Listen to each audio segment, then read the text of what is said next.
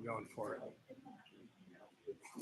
Okay, we're going to call this meeting to order. Welcome to the Assembly's Transportation Committee. As always, our motto is Anchorage is a place to get to, not just a place to get through. We're going to start with Assembly member introductions here in the room. We have Karen Bronga. Anna Brawley. Mark Littlefield. I'm Daniel Voland. Chris Constant is out of the room now, but will be joining us shortly. And on the phone, it looks like we have members Martinez. You there, George? Yes, thank you. Thank you. Member Rivera Present. and member Johnson. Here. Fantastic. We also have in the room with us here today, Matthew Hurt from Assembly Council. And we are going to go ahead and then move on to our unfinished business. As always, we have our standing report. So first I'd like to invite if there's a representative from AKDOT and PF. Welcome up. Looks like we have Mr. Boland and Mr. Warren. Fantastic. Okay, gentlemen, if you'll introduce yourselves and then take it away. All right. Hi, everybody. My name is Luke Boland. I'm the Central Region Pre-Construction Engineer. Good afternoon, Kirk Warren, M&O Chief for Central Region. Is Central Region? Yeah, thank you. All right. And Director Holland expresses his regrets for not being able to attend today. But a couple items on our standing report here for this quarterly meeting. We'll kind of follow some of the news articles that have probably been in the folks have been aware of here. First off, we do have there was an article regarding some upgrades that we're looking at to the Glen Highway and possible traffic impacts there. We are working on a resurfacing rehabilitation project to address pavement conditions, replace culverts between Airport Heights and the Parks Highway. And so looking at traffic control measures and how we maintain traffic volumes here on that. That project's looking to go to construction in 2026, but are anticipating that that is going to have an impact on some of the traffic there along there. So look at whatever we can do there to minimize the impact of that project and those needed improvements and maintenance efforts there along the highway.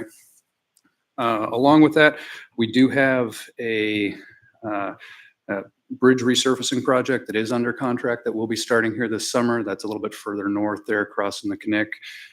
So north of the flats there.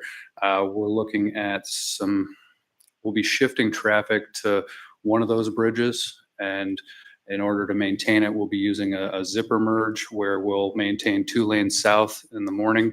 And then switch that to 2 lanes north in the evening for those peak traffic volumes. And so looking at a special piece of equipment to move that barrier back and forth. So just a heads up that that's going to be an ongoing construction effort here for the near term.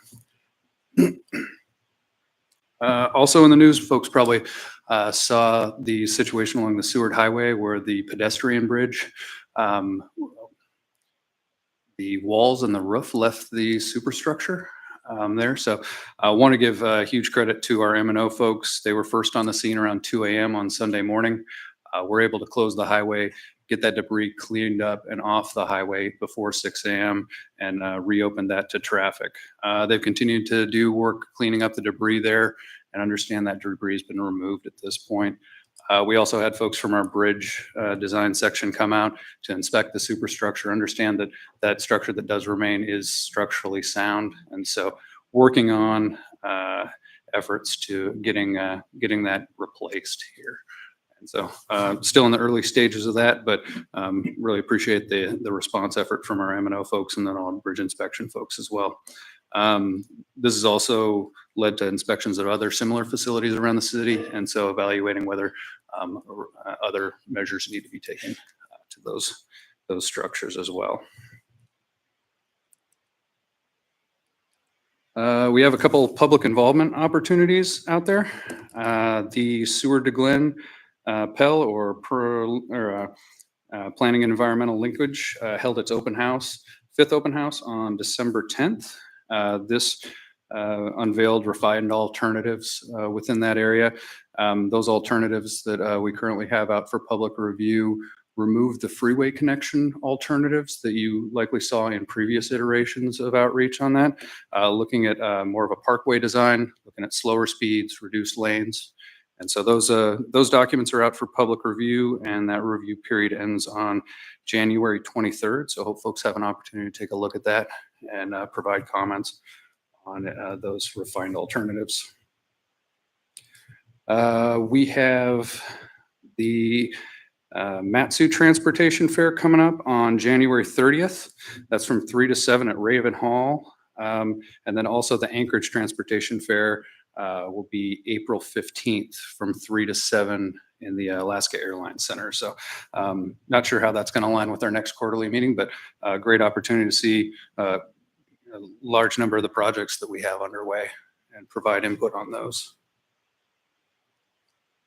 On the project-specific efforts that we have going on right now, the Safer Seward Highway is continuing to work through the environmental NEPA process, and they're looking at putting out a draft NEPA document here this spring showing the preferred alternative for that project. And so good opportunity for input there. I know there's been a lot of interest in that project, and so a great opportunity for engagement there.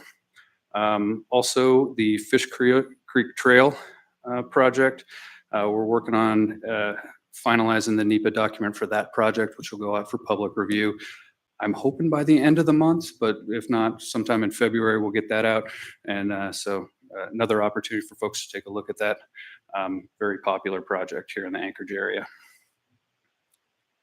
And then one of the other things on the funding side, the AMATS TIP, the funding plan for projects within the Anchorage area, will go before policy tomorrow, and looking at putting that TIP amendment out for public review. So opportunity for engagement there. And then also DOT is working on amendment to the STIP, the Statewide Transportation Improvement Program. And that one likely in the next couple of weeks will be out for public review as well. So good opportunity to see which projects are being funded and where, both in the Anchorage area and on a statewide level. And I think that covers the items that I had, unless there's any questions for me. We do have one person in the queue. Did you want to? No, I have nothing to add. Thanks. Okay. In that case, we'll go to Member Brawley. Yeah, thanks. I have 3 different questions. And also, I know you are not the entire institution of DOT, so please feel free to say that I need to ask somebody else. The first one is, and I can give this feedback to the Pell team as well, the Seward Glen. I saw the word parkway, and I think that can conjure up ideas of a tree-lined street and a leisurely drive, right? It can also conjure up Minnesota Boulevard, which is also called a parkway. So I guess I'm wondering, is that really highway light, or is that truly a slow speed kind of, meandering sort of place that you would think of when you hear the word parkway? Yeah, so the project team could probably address it a little bit more detail. And there are some great figures too that went along with the open house and that are available online for folks to take a look at. And I think if you compare those to the freeway connections that you saw before, the freeway connections, we were looking at some interchanges there. With the higher speeds on a highway, you're looking at bigger curves, more radius, more impacts to the community. And so you can see some of the alternatives and how those refined alternatives move through the city, kind of in the different configurations that you have there. But they're looking at 2 lanes in each direction as opposed to the 3 lanes in each direction that were considered at one point in time. And and there's some figures too that kind of show cross-section versus cross-section there. All right, thanks. And then my other 2 questions, I'll actually ask them both at once. They're, I think, related and separate. One is, I know the governor's budget is out. I wondered if there is any increase, decrease, or if it's flat funding for the South Central region. And then my other question is more, I think, an M&O question, but I think it is related to the budget and kind of the resources we need. And that's really, we're a winter city and we get snow. we're increasingly also an ice city, and that's a different animal than snow. I know, and I say that coming from Columbus, Ohio, that has snow or ice storms, and you can't get anywhere when everything is ice. So I just wonder, have you guys, from an M&O perspective, started talking about that, and what are the budget implications of that? Do we need different equipment? You know, what are we starting to think about there? Yeah, sure. And I think. Sure. Thank you for the question, Assemblywoman. Certainly, we think about the operations that we undertake and the difference between a winter operation and a snow operation. And for the most part, that's a commodity question as much as it is a operations question. So where we spend our money within our budget and which commodities we purchase, whether it be sand and friction courses, the ability to fight ice as opposed to remove snow, wholly operational, and we do shift resources based on what we see, both annually and long-term planning. So we do certainly take that into account as we talk with field staff on what it looks like for the year, and then with the governor's office and OMB and other places as we talk through what our budget's going to look like. This year, our budget was, we had one small increment and one small decrement, and the increment had to do with, it wasn't so much in the Anchorage area, but we're building bunkhouses at the Silvertip Station, which is the turning and pass area. So that's important to us. If we ever move to the ability to have a 24/7 operation, union contracts would require us to have certain living quarters for the staff that work there. And there's a small decrement. It has to do with commodity purchases. We don't think it's going to be, it will not affect our operations upcoming. So I hope that answers all your questions. Yeah, thank you. And then just a preview, I know that I anticipate there'll be a lot of discussion about DOT funding in the coming session. Thanks. Okay, I want to point out we were rejoined by Member Constant at 1:05 PM here in the room, and then go to Member Littlefield for a question. I just have a real quick question for you on the upgrades to the Glen Highway. Is that including all the on and off ramps? Was that included? Is this a different package? It does. And Okay. so with that, yeah, you've got the resurfacing of the pavement. Right. We also have incident command management or ICM upgrades there. And so there's some crossover improvements and then also ramp improvements. And the idea there is if we were ever in an emergency situation where we had to route traffic to one side of the highway or the other, or take traffic up and over an overpass, that we would have the ability to do that in those emergency situations. And we now know a starting year, which is good. All the community council has been asking us, do we have a starting point? Are we going to work south to north, north to south? Or are we going to do it multifaceted? South to north is my understanding. And Okay. essentially going to, I believe it's Highland is the end of the first phase. Okay, thank you very much. Bro. Member Braga. Thank you. I was wondering if you guys are familiar at all with the East 36th from Muldoon to Patterson debacle. I was just digging through community council surveys. The oldest one that's in the archives is 2014. When I moved to the community in 2013, I had heard that stretch of road had been on CIP list for 5 years previous to that. And I just heard from Sean Baskey that we're probably looking at 2050 for that stretch of road. And I'm just concerned that even though it's a half-mile stretch of road, it's in terrible condition and the pedestrian amenities are appalling. And I'm hoping that we can do better than that. Yeah, and I do recall hearing some discussions on this, but I don't have an answer for you at this point in time, but I'd be happy to look into that and try and. Yeah. Member Constant. Yeah, thanks. Two things briefly. So I was probably, if not the last person, one of the last people to cross under that bridge before it blew down. So I was under it and I was downtown when I got the notice by APD. So it was really close by. So I was glad to see it get cleaned up really quickly. And second, I have a novel project I'm starting to chew on, and I'm not sure how this will work because these are shared facilities, but I'm starting to think about signage that designates this is a municipality road and this is a state road. And that way people can start to understand who to call, because calls are always going sideways. And it would be awesome if we could create a system that made it easy and maybe even appealing for people to see on whose facilities they are existing. So I'm just kind of putting that out there as a preliminary conversation. Thank you. Okay, I'm not seeing any other questions. I think we'll move on to our next report. Let me make sure none of the members on the phone. Nope. Okay, great. Yeah, so with that, we will thank our friends at DOT and then Thank you. welcome up the Municipal Traffic Department. Mr. Coy is here.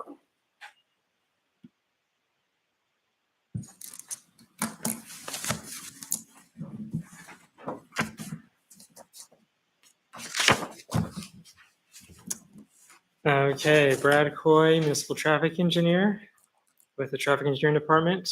I apologize for not having a presentation. I usually like to do that for these meetings, but I will just have to go through my items verbally. The first item I was going to share is that we have now completed our 2023 annual traffic report.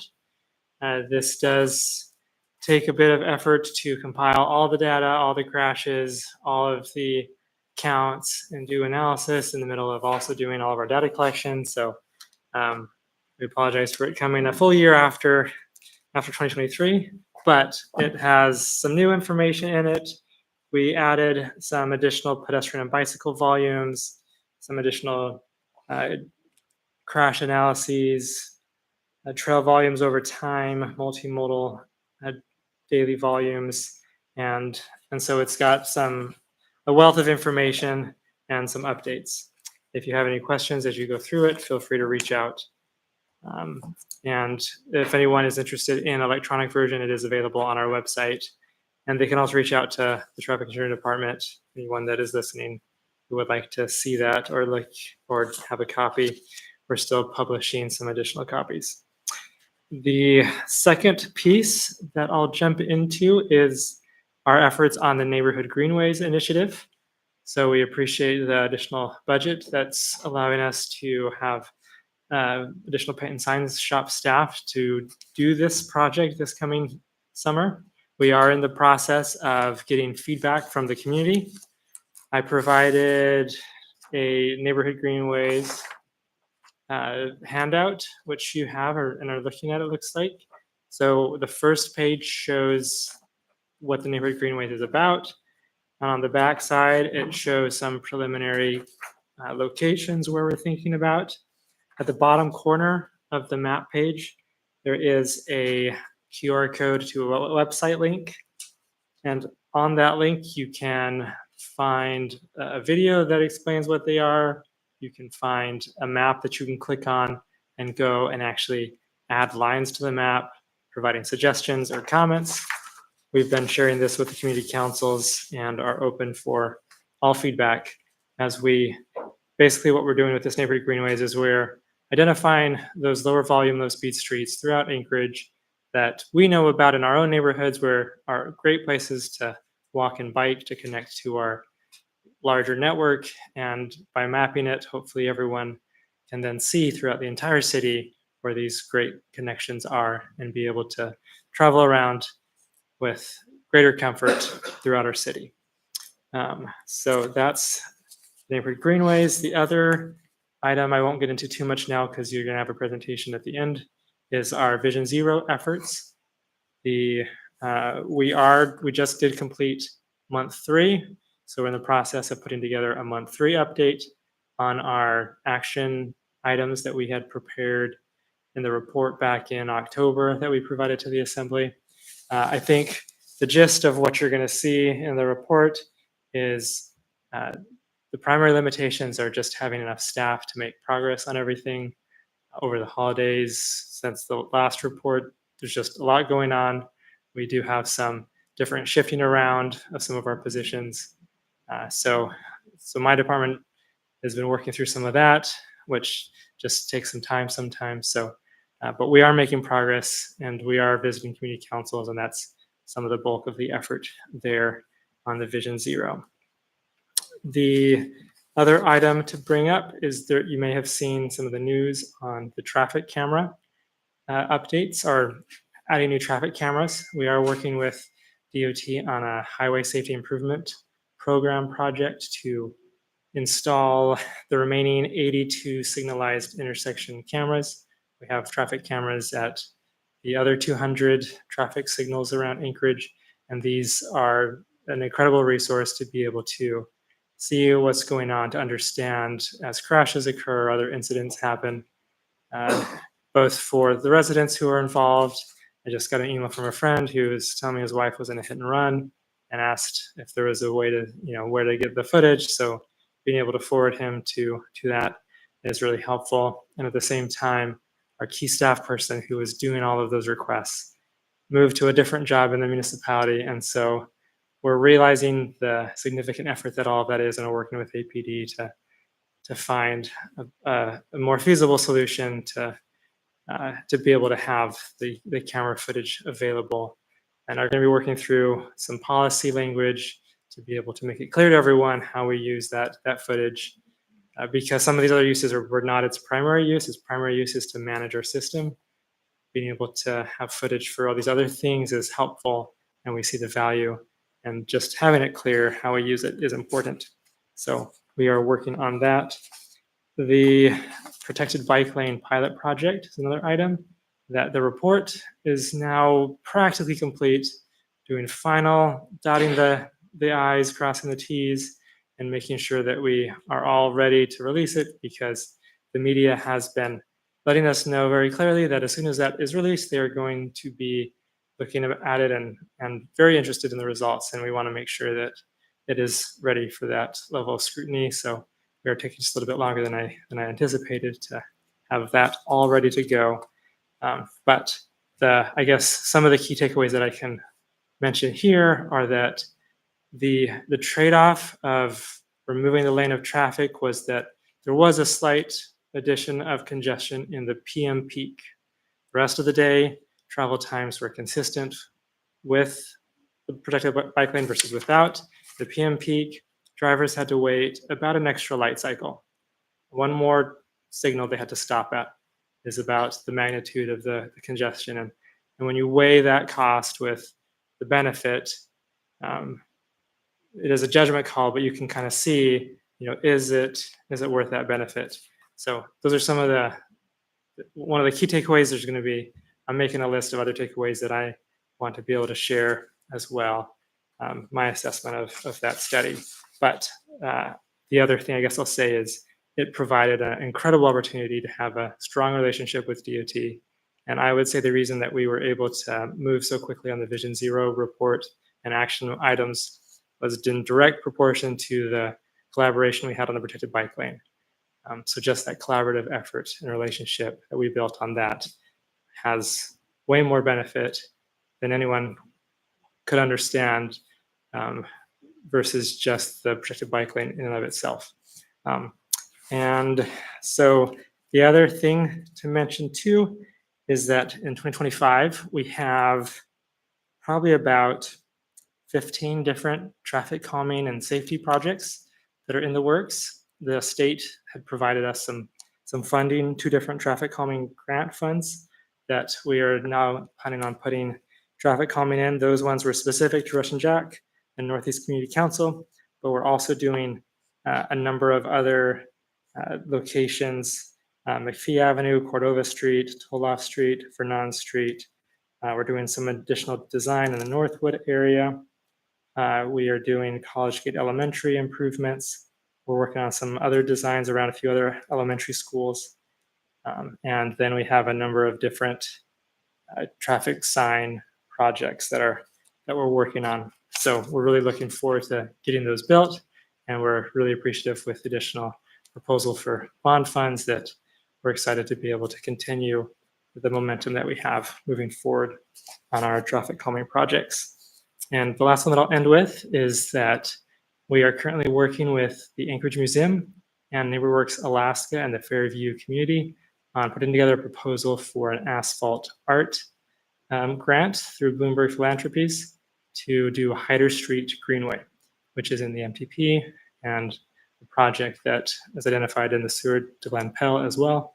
And so we're looking at doing a demonstration, initial implementation as an asphalt art as we figure out what a Woonerf or a Greenway might look like.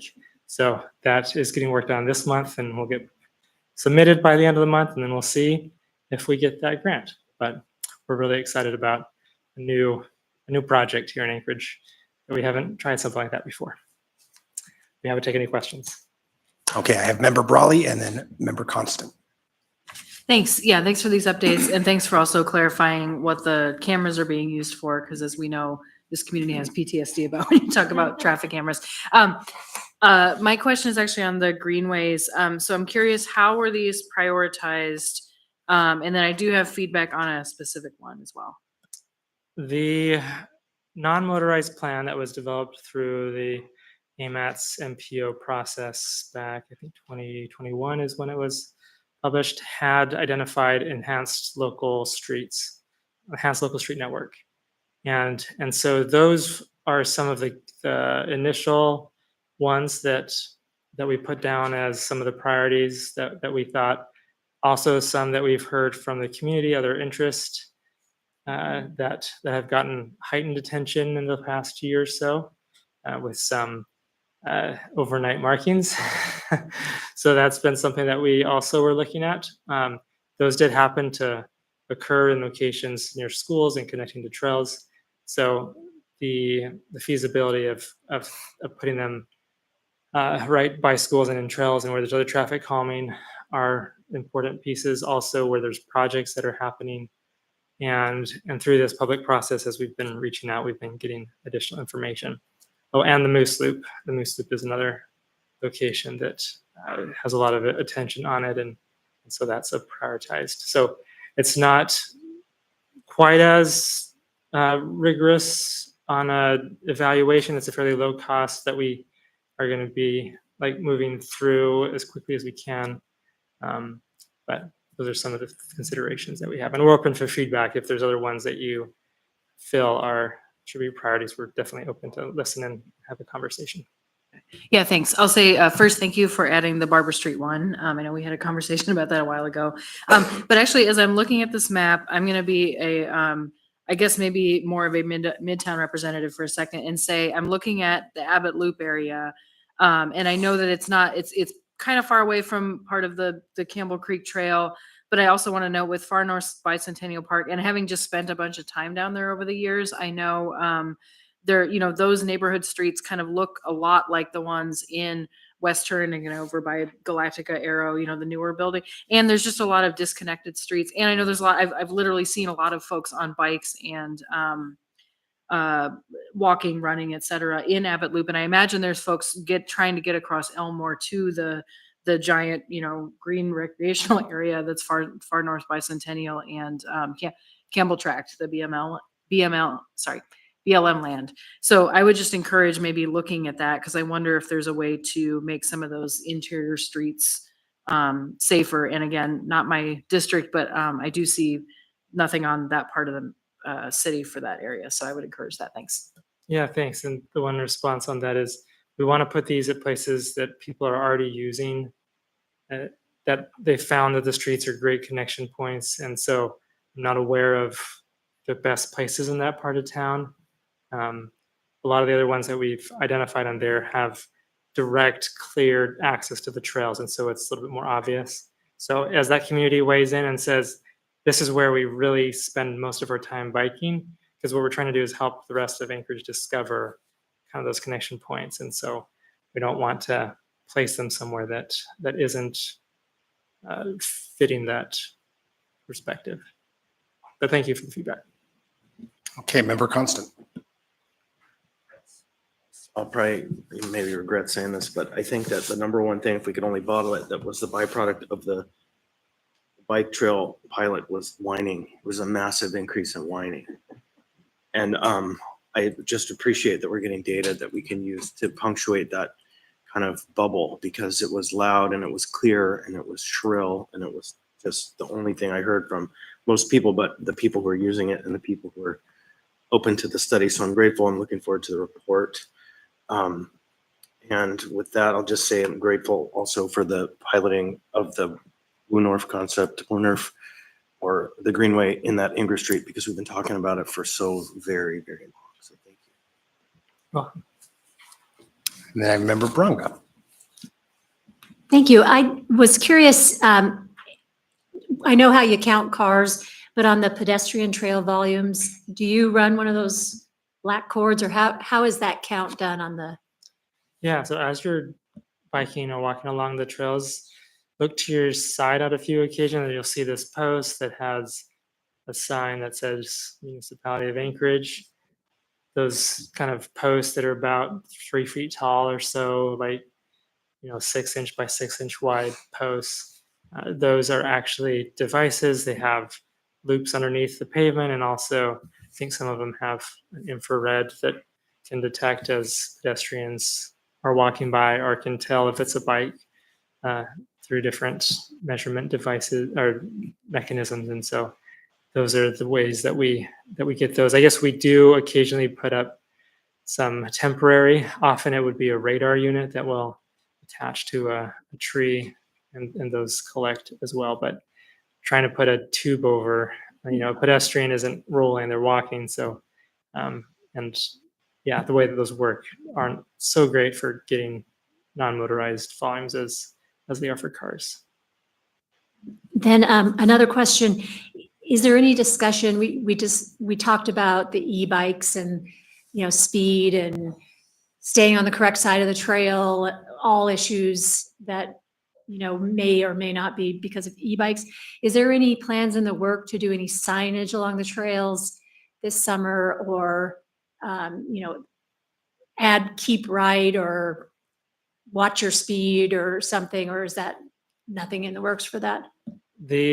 I would view the recreational trails plan that's getting put together right now with Parks and Rec and as an EMATS funded project as that opportunity to identify that, prioritize that, be able to plan for that.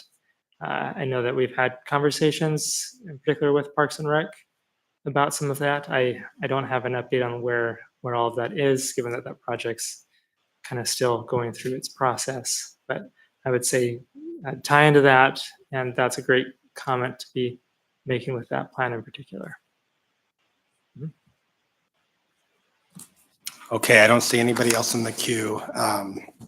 I'll just say on that note, I hate the name Recreational Trails Plan, just because I feel like our trails serve many purposes in addition to recreation. But anyway, thank you, Mr. Coy, for your update. And next we'll have the Planning Department.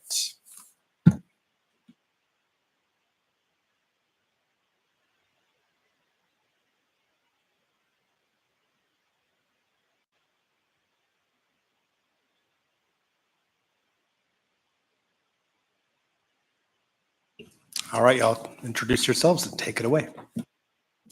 Melissa Babb, Planning Department. Daniel McKenna Foster, Long Range Planning. So I'll kick off with a announcement that we are in the very initial stages of gathering funding and organizing to potentially start an update to the official streets and highways plan. We have what we believe will be enough funding for the effort, and we're figuring out the scope and the timeline at the moment. So that will probably be happening later on towards the end of this year, depending on the staffing availability. But in the meantime, prior to that, we have already started an effort to compile an ordinance made up of suggested reclassifications of different streets and roads in the municipality. And that effort is in coordination with the traffic department and PM&E. It's really based on their information and input. We're helping to organize it a little bit, but it's a list of priority roads that we believe can't really wait for the larger plan to be updated because, well, for several reasons. Some of them because DOT is going through a reclassification, if not right now, then very soon. There are some plans and studies and projects happening at the moment that may benefit from reclassification. And so we're prioritizing, trying to identify which of those roads would most benefit from that reclassification right now. So that, I think, is all I have to say on the official streets and highways plan at the moment. I have Daniel McKenna Foster here with me to update on the downtown streets engineering study. Yeah, thank you again, Daniel McKenna Foster, Long Range Planning. Just an update, the Downtown Streets Engineering Study came out of the Our Downtown Plan that was adopted a few years ago. And it was really just looking at what we have in the rights of way downtown, what's possible. There've been a lot of discussion over the years of what can be done to sort of make downtown more livable, serve a variety of purposes. So we've been doing a lot of work on that. The consultant's been great putting together sort of an idea of what changes might be possible, changes to road designs, changes to posted speeds. Basically, they looked at all sorts of stuff. So the main announcement today is that we will be presenting all that information on February 7th at First Fridays at the museum. So we're pretty excited about that. Just show everybody all the work we've been doing, solicit some feedback. We've been going to Downtown Community Council and talking to others. We've been working with DOT on that to make sure that the modeling we're looking at plugs into their PEL modeling. So we've had some good collaboration there. And at First Fridays, we're also excited to hopefully connect with Brad in the traffic department and also AMATS to get some of their project materials there. So we'll be in the lobby. We did it for the downtown, the D Street area-wide planning effort a few years ago. We got a ton of people, really good feedback. So I'm pretty excited about that, to get that information out there, hear back from people, and just show people a lot of the work that's been going on in transportation-related stuff downtown. Okay, any questions for planning? And I actually have a couple other Oh. projects. I'm sorry. Do Go you ahead. mind if I- Well, I'll ask you one question then before we move on in the meantime. On that ordinance that you mentioned, reclassifying streets, what's the timeline on that? Or if you had to guess? This is Daniel McKenna Foster again. We're in sort of the initial stages of figuring out what the priorities should be. So a lot of that means getting together with our colleagues in traffic and PM&E and elsewhere in the uni and just figuring out what they think the real needs are. So we aren't quite done with that process. We're looking to wrap that up in the next few weeks, but then, we want to send it around for reviews. So I think the earliest we would have something, even the initial sort of priority changes report would Few months. probably be in a few months, just because the other intent is to have it go through the normal process. So we'll start as a planning and zoning case, have the full review, go to community councils, go to all the agencies, and that's about a 2-month process. So whenever we get done, it's about 2 months from there, it might get to planning and zoning. And then of course, after that, maybe a month or two to get to the assembly. Okay, great. Mary Lisa, go ahead. I'm sorry, I just wanted to add that the department is still working on the Spenard parking study as well. And the timeline for 2025 is still being finalized, but they'll probably be out doing additional parking utilization and behavioral field studies this summer, potentially a little bit earlier than that. And phase 2 of that will coordinate and cross-pollinate with the right-of-way management strategy, which is the other project that I wanted to talk about briefly. The right-of-way management project has been split into 2 projects. That's the snow half of the study and then the parking half of the study. And both are still underway. We're in coordination with the snow and ice strategy, the administration, and I think Becky will be covering a little bit more details on that later on today. And that's all I have today. Thank you. Okay, great. And, looks like we do have a member in the queue, Member Brawley. Yeah, sorry, I just had this seems like a good opportunity to maybe also give a very brief update on the site access project. And I'm asking because I know that's really, it's zoning code, so it's really more in the category of housing. And I know we talked about at other committees, but here I think just maybe briefly mentioning some of the follow-on recommendations that we anticipate that relate to transportation. We talked about the DCM with streets. We talked about how this affects right of way, maybe just kind of giving an update where we are, or just a preview on when that'll come up again. Thanks. Sure. That the changes to the code have been sent on their way to the Planning and Zoning Commission, so they will probably, I can't remember, they'll be there for the March 3rd meeting. And The site access bundle of code, as everybody knows, is a very complex set of code. And it touches on both right-of-way issues and private development issues. And when it specifically to vehicular circulation, it talks about how the cars get on and off the site. So we were talking about driveways, we were talking about alleys, and then trying to distinguish between what Title 21 would be responsible for in the future in regards to restrictions on vehicular circulation, but also in regards to what improvements would be required off-site for new developments. So some of those things that are currently in Title 21 that trigger off-site requirements, there was a lot of discussion within the group about how maybe some of those requirements might better live in the design criteria manual or other guidelines such as the driveway standards or other pieces of municipal regulations and policies rather than Title 21. So that will be all up for discussion at the March 3rd meeting at PZC. Did that answer your question, Member Prawley? Okay, thank you. Okay, thank you. Thank you both for being here. Appreciate it.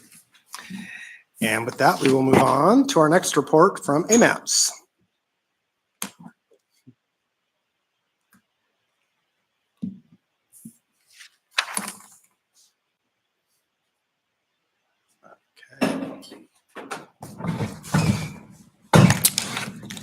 Hello. Go ahead.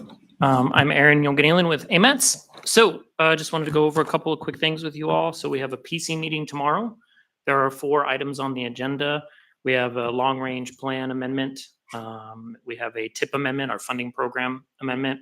Both of those will go out for a 45-day public comment period, including coming to the assembly for a public hearing. So you guys will be seeing it a couple of times. Then we have a letter of support for the Safer Seward Highway project that'll be discussed by the committee members, whether to send that out or not. Then there's a letter that's been drafted to send to the governor and the commissioner of DOT about the AMATS boundary changes that were recently submitted back in 2024, and then some concerns regarding the operating agreement. Just asking for some more information from the state to provide to the committees. So should be an exciting meeting tomorrow. I encourage everybody to listen in or attend if they're able. We also have a climate action plan underway right now, so we're very excited for that. Next week will be a stakeholder meeting on the 23rd. We have about 50 stakeholders that have been invited to attend that.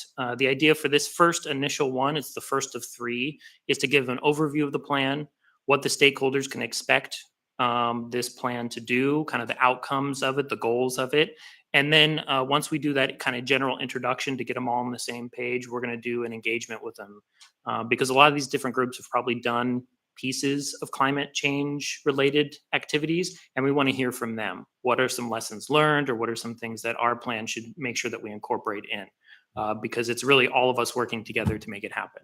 So very, very excited for that. I'm sure we'll be providing more information to you all as that moves forward. So we anticipate that plan to be done sometime in 2027, probably early 2027.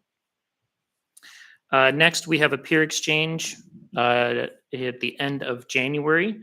This is with the Department of Transportation and the Alaska MPOs. So two DOTs from the lower 48 and 2 MPOs, North Dakota and Minnesota are the states that they selected, have been invited to come up and do a peer exchange. So this is an opportunity for us all to kind of lay out the challenges and successes we've been having here recently with the state and the MPOs, and then ask some questions of our peers of how do things work for you all in the lower 48? What are some lessons we can bring back here to us in Alaska, or how we can work and improve our efforts that we're doing up here. So very excited for that. It's a 2.5-day event. So if anybody's interested in learning more about that, please let me know. It is limited to the DOT and the MPOs, so it's not an invite out to you all, but we can always do a follow-up afterwards of what we learned and give you notes and that kind of stuff if you're interested.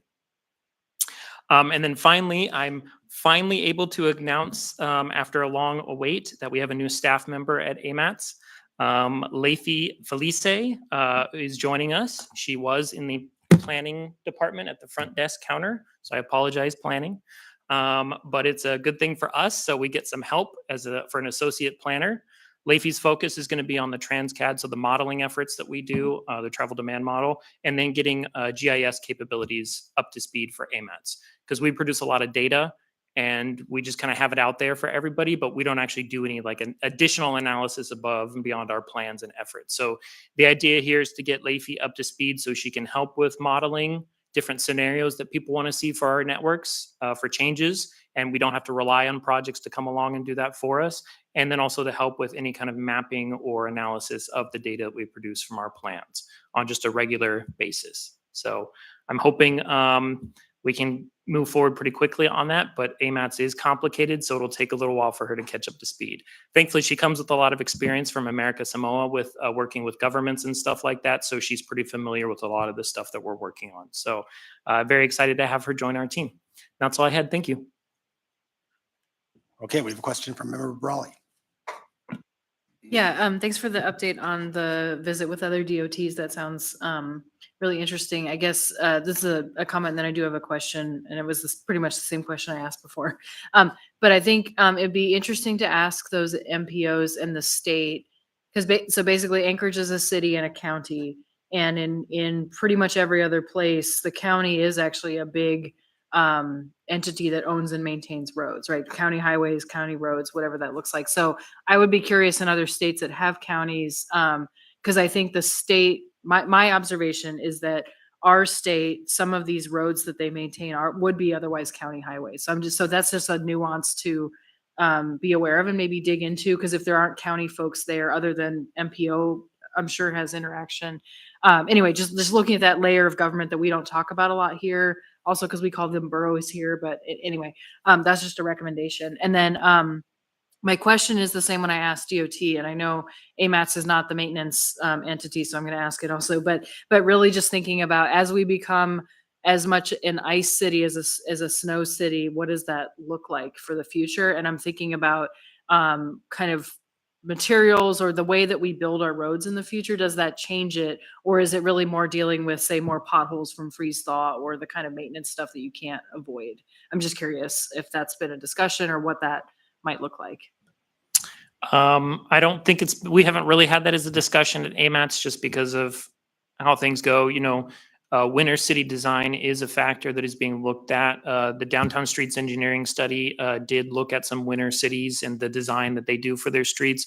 We're trying to factor those into our plans that we do as AMATS, like our complete street topology plan.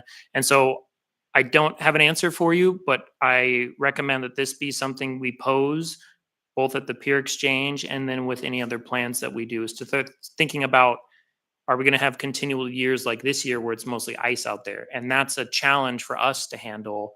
And is there a design element that we can do to help with that? Or is it kind of something else? So I'll bring that back.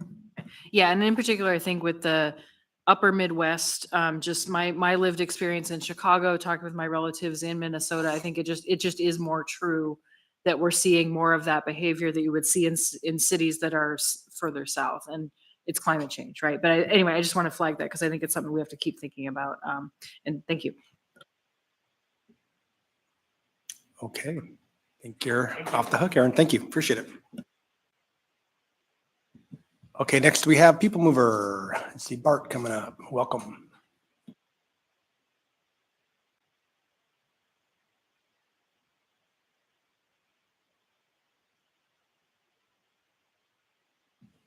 Hello, Bart Rudolph with People Mover, Public Transportation Department.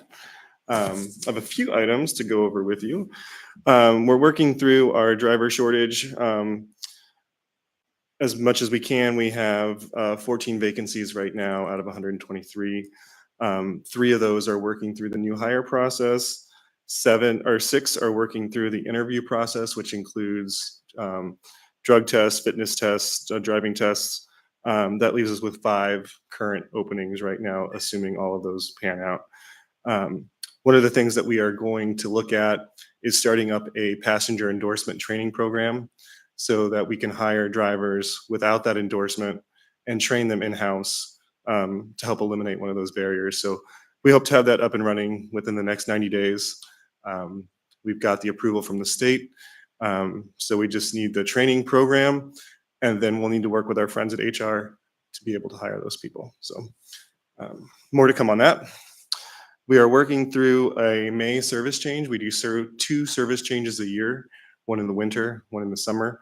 The May will be the summer one. There, we won't be looking at any sort of service cuts. It'll just be adjusting running times, making sure that we can maintain our schedule. We met with the mayor yesterday regarding the transit center study that is looking at a permanent home for our transit center currently downtown. The study originally looked at places in Midtown, UMed, and downtown. It narrowed it down to 3 locations. And so the directive is the next step is to meet with the assembly. So we'll be reaching out to at least the downtown members or coming back to this committee, whichever you feel is more appropriate. But we'd like to get your buy-in or your weigh-in on the process and where we are in the study before any final decision is made. So be looking on some direction for that, be reaching out to members Ball and Constant. We're also working on a fair analysis study. This was brought up by member Rivera a number of years ago about the possibility of a fare free system. We hired a consultant to do a study to look at the pros and cons. How much do we spend collecting fares versus how much do we get in return? What are the pros and cons of that? And then are there incremental steps that we can take to get there, as such as maybe expanding our youth ride free or seniors or veterans or a half fare program or a low income ridership program? That report will be done probably late spring, early summer, and we'll share it with the assembly members when that happens. The other thing I like to talk about is our van pool program. We hit a milestone with that program. We have 100 van pools that travel primarily between the Mat-Su Valley and the Anchorage Bowl. And that takes about 500 cars off of the Glen Highway every single day. 100 van pools is the most we've had since the program has started. So listening to my friends at the DOT, this may be a way to help with the Glen Highway project if we can promote that a little bit more and help get more people into van pools who are, living in the same area and then working in the same general area. We provide a subsidy through AMATS to help incentivize that program, but it's a lot of vehicles taken off of the Glen Highway every single day, and it saves about 650,000 vehicle miles traveled between the 2 entities. The last thing I'll talk about is the Muldoon and DeBar Transit Center study. We are signing the contract any day now to get that program underway. And so once that's signed, then we will set up the timeline and the process and the stakeholders. So probably within the next 30 to 60 days, we'll have that process outlined and get that project finally underway. So that's all I have, unless you have questions for me. I have member Brawley in the queue for you. Thanks. Yeah, just queuing up the questions. A couple of these were ones that I remember when former Director Acton was here. So one was just feedback on the fares. I'm interested to see the report and what you guys recommend. I had feedback from a constituent that actually getting the half fare, he's a senior and he was with a kid. And so just the practicality of having to go to the office and do that is a barrier. So I would just say, like, if we're expanding it for certain groups, then we should make that easier. But I also am interested in what the free fare looks like, knowing that has a cost. Second one that I had talked with her about was with the folks who organize the Showdown Productions, the Sundown Festival folks, or the Solstice Festival at Cuddy Park in the summer. They had brought up the example of in Boise, Idaho, Tree Fort, that's a huge festival. Mm-hmm. They actually have some kind of arrangement with their public transit authority to provide special routes. And specifically so they were trying to figure that out. It wasn't feasible in the time frame and it has a cost. But looking at basically, could you run a route between downtown and midtown because they have events? So I just am bringing that up because I think that would take a little while to figure out, but it is an interesting thought. And knowing that that you all can't just say, yeah, we're going to do an extra route for one weekend, right? So anyway, so those are things to follow up on offline later. But also I was curious in general, how much does it cost to add a year-round, maybe 30-minute, a typical transit route? Like what is the cost of that? if we were going to budget that in a future year, and how much of that is the local money that's needed versus the federal. And I'll use this just a hypothetical example. There was a discussion about a Midtown 36th Avenue route. So something like that that's in the urban core, but would add a significant amount of, it would add a significant route to our service. And that's something you can follow up offline, but I'm curious kind of what that cost is. Thanks. I could answer that now. In our plan, the next priority in our plan is the crosstown route.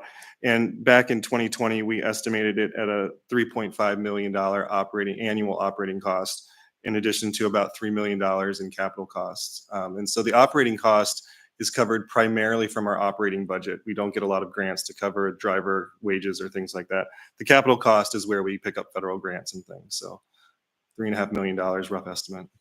So yeah, so 6.5 for the first year and then 3.5 after that. Thank you. Okay, any other questions for People Mover? Let me just check make sure there's nobody on the phone. Okay, thank you, appreciate it. Okay, with that, I think we will move on in our unfinished business to the municipal manager for an update on snow removal.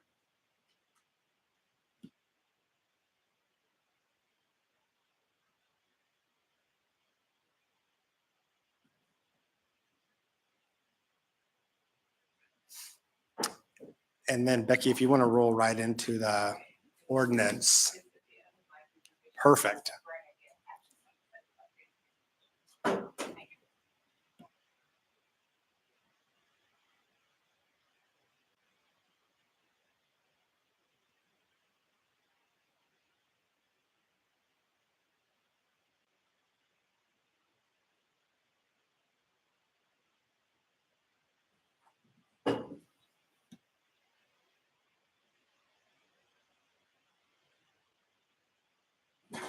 Okay, we're taking a moment to get the presentation updated, and then we can do that on the website as well. All in good time.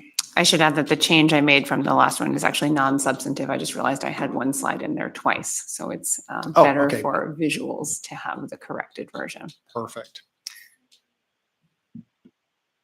Can we just plug my computer in here?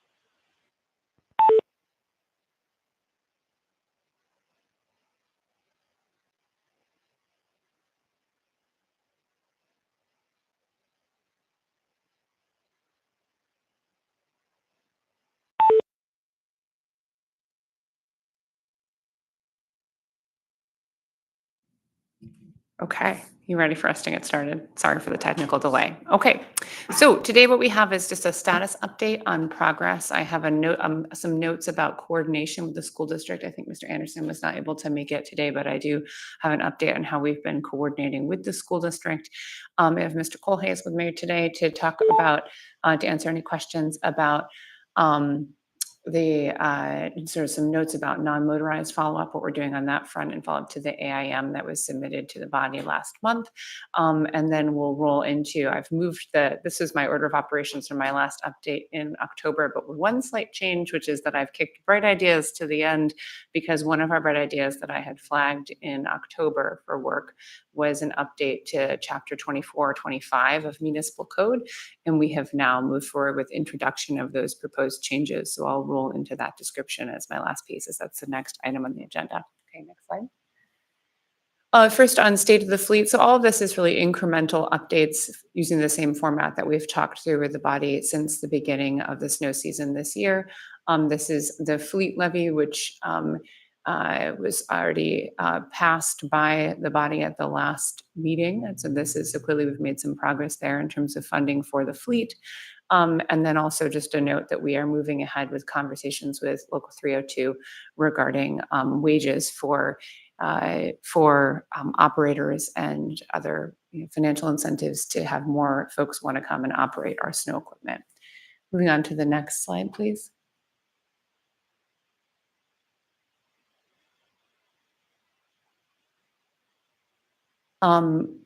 Back to the previous slide, please. Okay, so just on planning, 2 notes. We have been flagging progress in our snow and ice control plan. This was actually completed pretty shortly after our last meeting in October. This is a preview of the plan. It's available online. Muni.org/plow has redone and rethought how we present information about snow, and looking to align with some kind of best practices for formatting and information sharing that we've seen in other cities. Next slide. Long-term planning, as Melissa Babb flagged, we are, the long-term component of this consideration is clearly that right-of-way management strategy moving forward in 2 parts. This is just a quick status update. Initial core agency working group meeting is complete. Initial citizens advisory committee meeting is complete.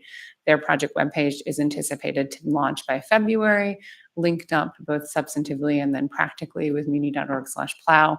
And they'll be working on gathering parking information at the end of January from some sample locations, and then moving toward public engagement sessions in March. And that week of the Monday, the 24th will be when those will be scheduled, and we'll clearly push out information about that through various different forums as soon as those dates are set.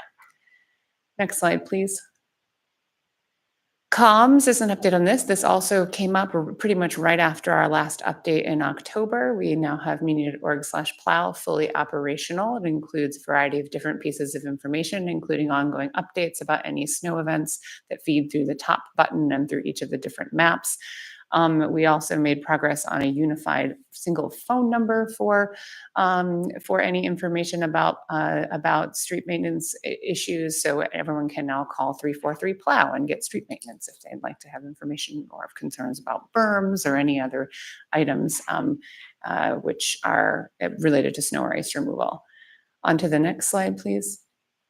The big news, which you guys are getting a sneak preview of right now, is that we are now ready to publicly launch our GPS tracking of all of our snow removal equipment. So this website is actually live. This is the real website for the tracker. But we, prior to our actual, we're going to do more of a splash public launch coming up. So you guys are getting the sneak preview. This is what it'll look like. You'll see we'll have little green and purple Pac-Mans basically tracking different types of equipment.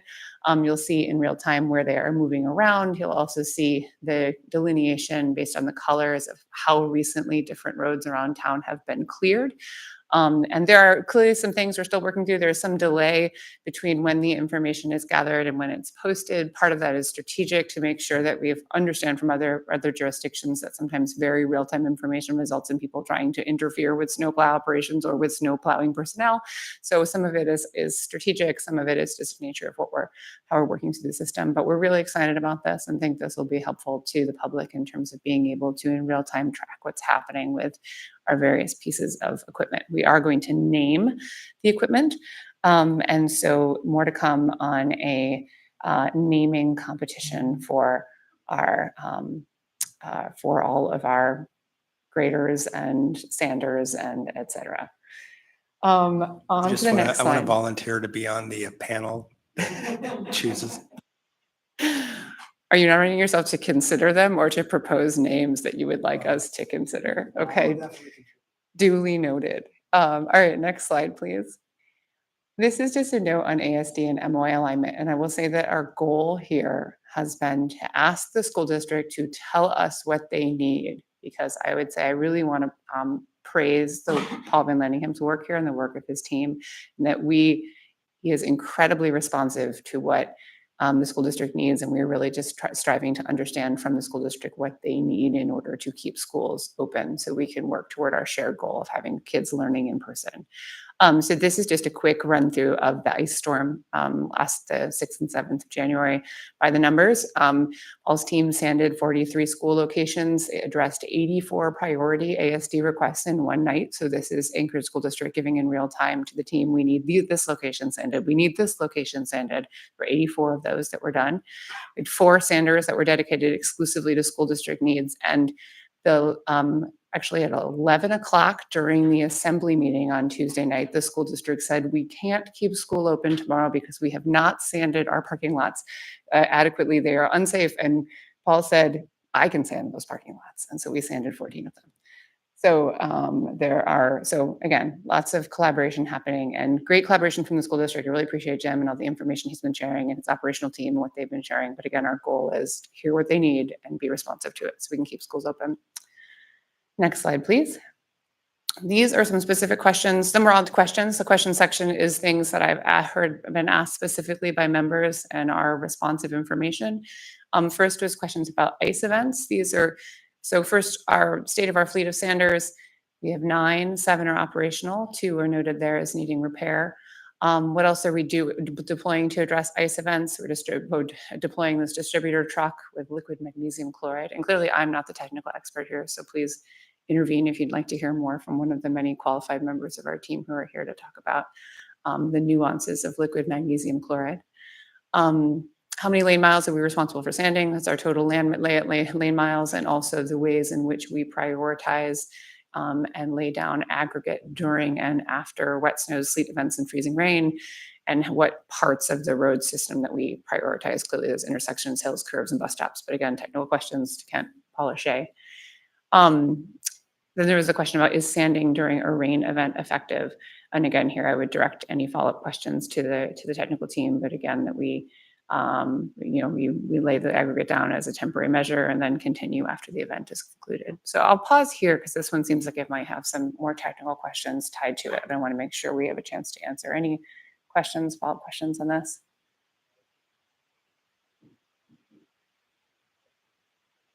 And that's a perfect example. And what I was trying to get across is when it's raining, we can call for sand and you're gonna sand. It's just like throwing topsoil in a river. It's gonna go away. We're not gonna beg the river to give us land mass. We're gonna actually have to come back and redo that sanding. So it's just nice for the public to know that even when you call for sand, it's kind of like It's not permanent. throwing dust in the wind. So it's not permanent. It needs to be done again. So my kudos to the team out there and their efforts. All right, on to the next slide, please, unless there are further questions. Okay, this is actually a very wordy slide, and I'm realizing it's kind of hard to read, but this is the AIM that went into the queue in December, and I just wanted to highlight what I think the high points are of it, and then also allow for any questions to Kent about follow-up and the work that the group is doing. We've had a number of questions from this body and the number of questions that it's prompted internally for us about which sidewalks do we plow? Why do we plow those sidewalks? What happens when we build more sidewalks? Do we add them? How do we add them? How do we decide which ones are added? How do we decide how we divide that up between parks and rec and street maintenance? And does it make sense? And then how do we align that with what the Department of Transportation is doing?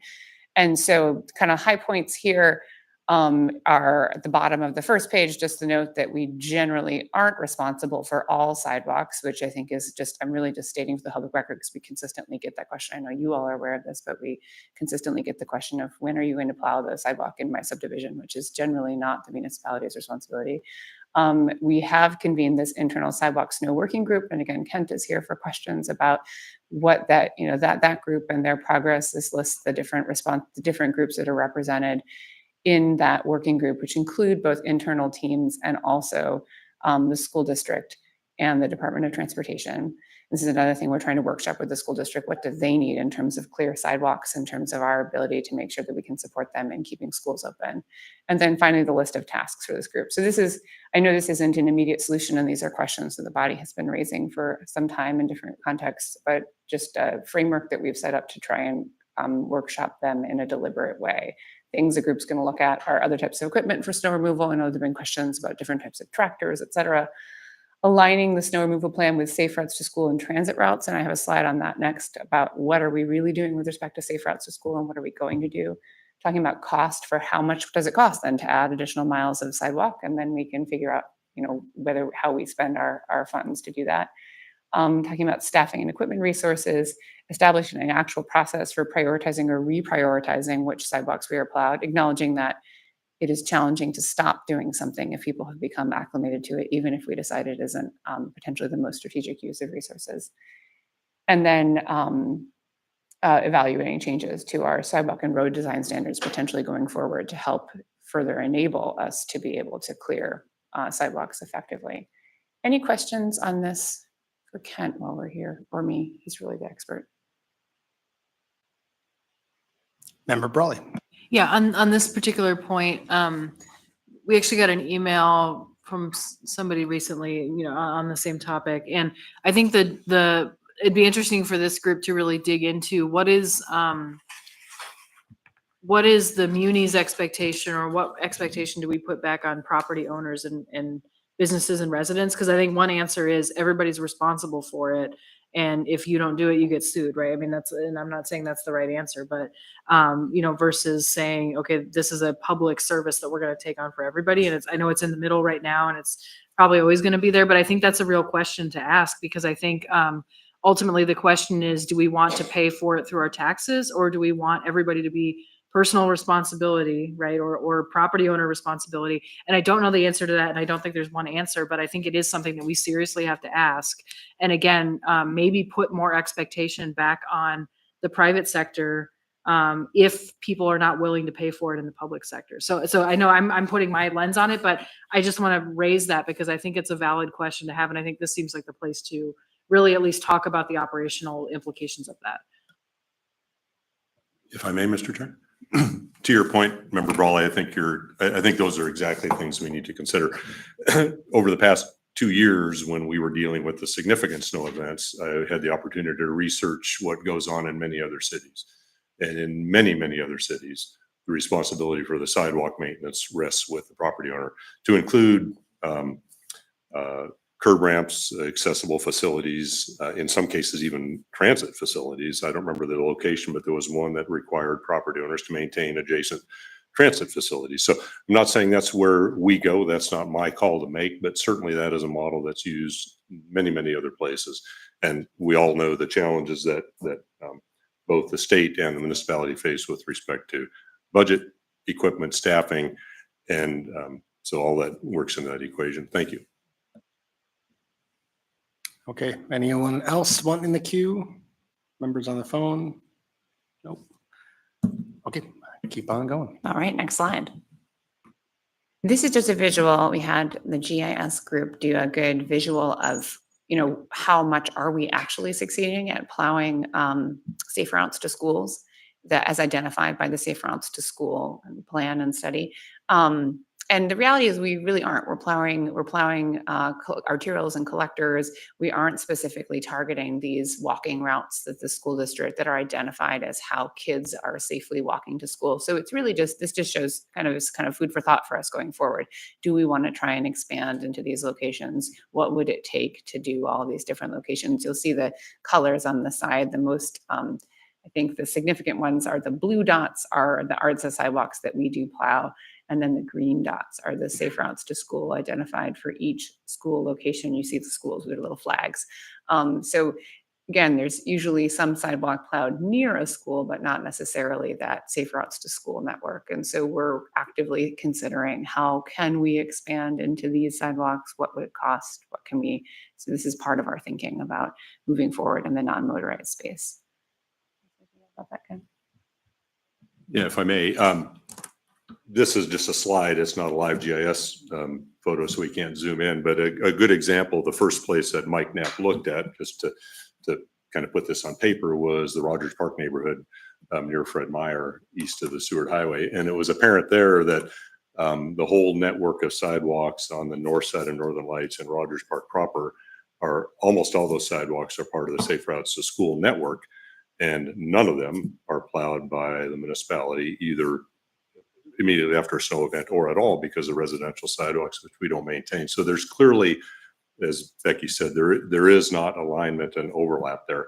And again, the challenge is, to add that network of residential sidewalks would be a wholesale change in how we do business. So this came really to my attention, although I should have known about it earlier, came to my attention in December when we started looking hard at the Safe Routes to School document, and when Mike Knapp put this together. So haven't had a chance to discuss this with the working group, but we will certainly be doing that and put it on the plate of questions to answer. All right, next slide. Okay, so then we're on to bright ideas. And so this is a revisitation. I want to start with a little bit of a word about process, because I had some feedback from members feeling like caught off guard by us introducing this ordinance, and just wanted to kind of reiterate kind of where I thought we landed process-wise, and then for opening for, further feedback from the body going forward about how best to bring these things forward. This is basically a redo of a slide I showed in October. We did flag that we were planning to redo AMC 2425. I circulated a draft to a few members in December, and it's certainly not, we don't need to have this done tomorrow. So if more time is needed to workshop this, we're happy to take whatever time is useful. I had a request for potentially hearing this at IEUOC as well. I presented that question to Member Johnson, and I indicated he felt that would probably be redundant to have multiple committees hear the same thing. But again, happy to do whatever is helpful for process. Background on this. Why are we even looking at AMC 2425? Why do we care? What does it do for us? Last year, there was, in November of 2023, the administration declared an emergency under 2425, which gives us these powers on snow routes. And snow routes are defined over in the code as a street designated as such by signs erected by the traffic engineer. So we said to the traffic engineer, where are these signs? And how many of them do we have? And what do they give us power over? And it turns out we haven't hung these signs since 2016, and we don't have them really anywhere, much less anywhere strategic that is helpful for us in the event of a snow emergency. This is the sign that we think, the sign on the left is the sign we think the ordinance referred to. So the original code was drafted in 1987 and has not been amended since then. And we believe referred to this blue sign on the left here with the snowflake, which does not really exist in Anchorage anymore. And so in the interest of thinking about how can we pull every single lever that we possibly can pull to be better equipped to be a fully functioning winter city, we had a working group that we convened and said, okay, how can we try and make this better and make it something that is actually useful for the people in the municipality who clear snow and ice, so that they have another tool in the toolkit, acknowledging that we need kind of everything that we can in order to move forward when we face these extreme weather events. And then as a secondary question, a question I got on email also was, why do we do this? Why do we not just declare a Title III, Section 380 of Municipal Code civil emergency in the event of a snow event? And the answer is really that, and we could always declare a civil emergency under 380. The input from our emergency management team is that's not the right use of 380, because civil emergencies under 380 are really designed under code and under charter, under state law, as an indication from the municipality that our resources or our needs exceed our resources. Like, that is a flag that says we do not have enough resources to meet this need. And generally in a snow or ice situation, that's not the issue. We just want to do things slightly differently. We want to wave a wand and have certain rules or regulations go away right away for a limited period of time, because of a very set and expected set of circumstances that happen relatively frequently in a winter city. So it's sort of an out-of-the-box mini emergency where certain rules get relaxed in the face of something that happens to us frequently, and that also is common practice in other jurisdictions. I would say this is something that we see analogies to this kind of code provision across the United States in different winter cities. There's bunches of them in different cities in Utah. A lot of our proposed code changes kind of mirror what the city of Minneapolis, Minnesota does. My hometown of Canton, New York, the village of Canton has an analogous provision where they can tow any car on any street at any time if there's more than a certain number of inches of snow that fall within the village. So very common tool, something that our internal operational team said we need, and we're just trying to modernize it and make it into something that actually is useful and isn't tied to signs that don't exist. So next slide. This is the AM that came with the vehicle, kind of summarizes in that yellow box, what are we doing? We're updating the provisions to align with current traffic regulation. There are a few things in the original code, like it allows us to extend rush hour traffic provisions to non-rush hour hours. We also don't have any of those. So like there are some things in there that really don't give us anything. So we tried to align with what would our dream be? What does the right-of-way team and the street maintenance team want out of an ordinance if we were to be able to expand certain powers? It revises the terminology really to call it a major snowstorm event. This is just a branding thing. It's not an emergency. This was input from the emergency management team. They felt like this is not really a civil emergency. Don't call it an emergency. Call it something else. We could probably call it whatever we'd like to, but we landed on a major snowstorm event. It allows the mayor to, as it did previously, but by proclamation and with appropriate publication, some flexibility. It takes away the signage piece. So that's something I want to talk about a little bit more because I know that that might be a concern about making sure the public has adequate notice. On to the next slide. This is the ordinance itself. So major changes.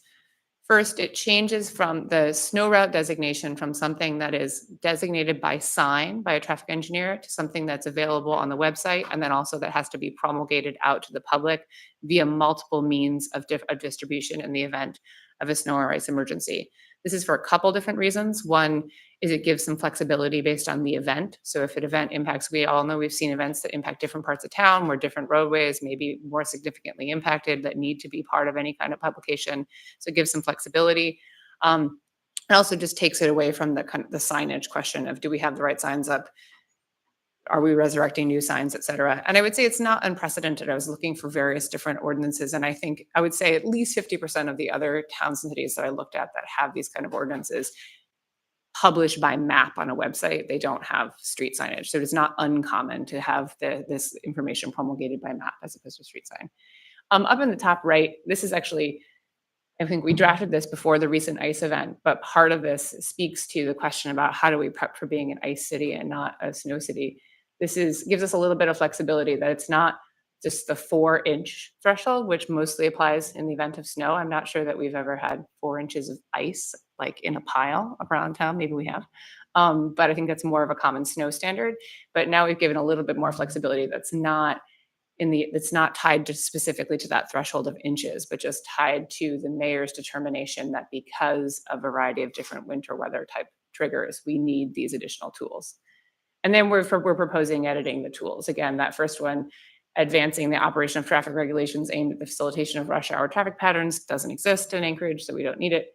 We do need things that have to do with prohibition of parking on streets and highways and designated snow routes. We might need traffic flow adjustments such as lane closures, intersection controls, et cetera.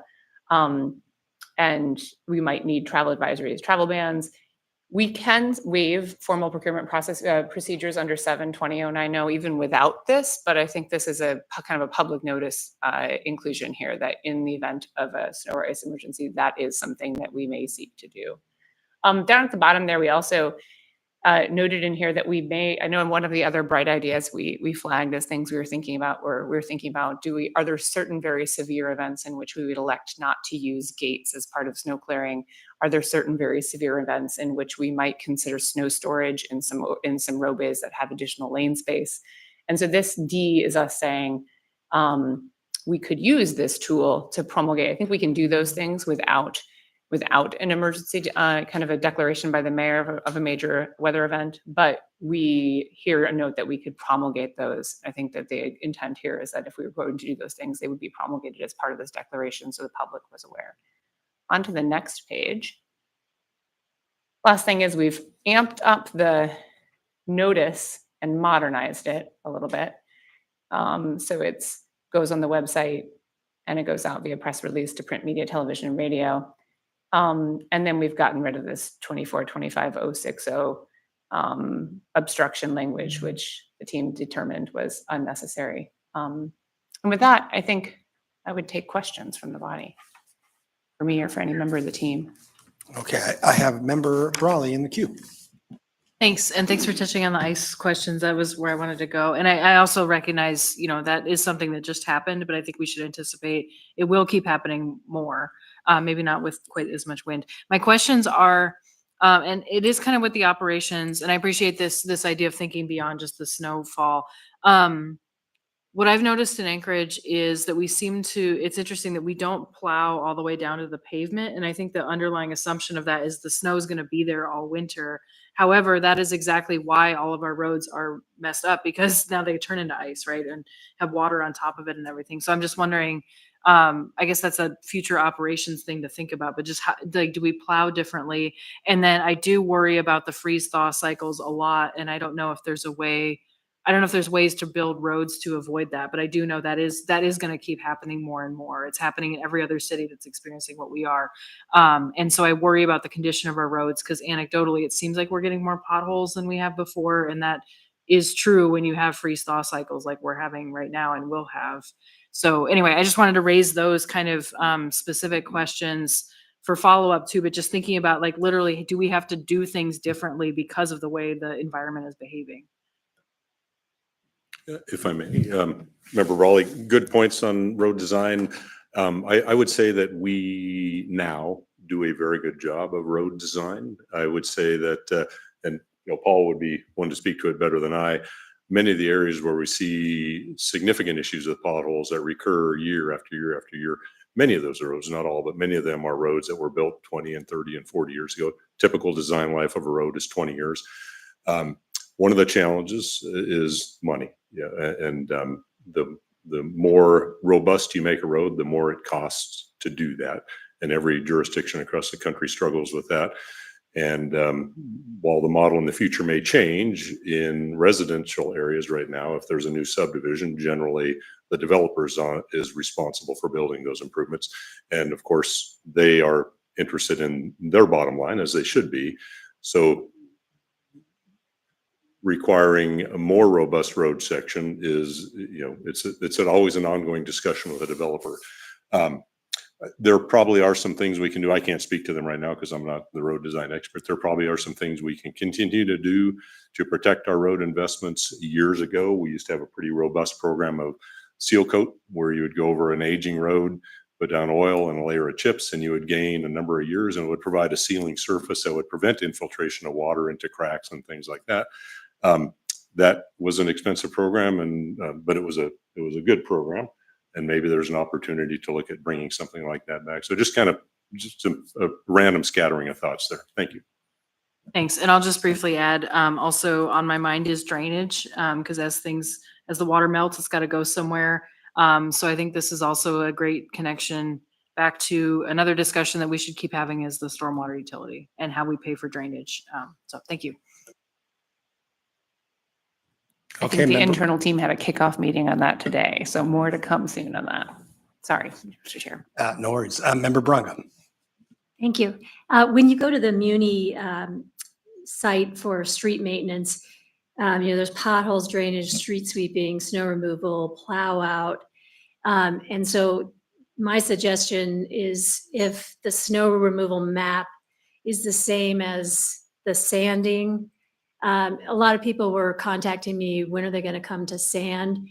Is a tab for sanding, or somehow when you're looking at the map of where these street maintenance vehicles are, maybe it could be showing where sanding's being done, or some statement on here that says sanding is only being done on major arterials, or school routes. I wasn't sure on here where, do they just call the street maintenance number if there's something that seems really excessive?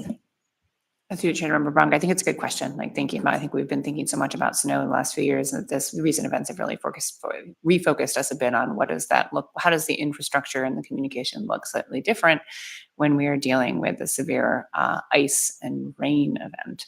And so I think it's a valid point that we need to do a little more thinking about. Thank you. Okay, any other questions from members? Oh, yeah, Mark, you're in the queue. Sorry about that. Go for it. Member Littlefield. I just got a quick question on the GPS tracking. When you're looking at that screen, can you zero in? And if correct me if I'm wrong, Paul or Shay, is there not 57 actual sectors out there? Can we pull one sector in there so you can see the grader working in there? Or are you going to be looking at the entire map? Because it's going to be really confusing. I'd like to see that aspect. To the chair, or to the vice chair, co-chair, to the co-chair.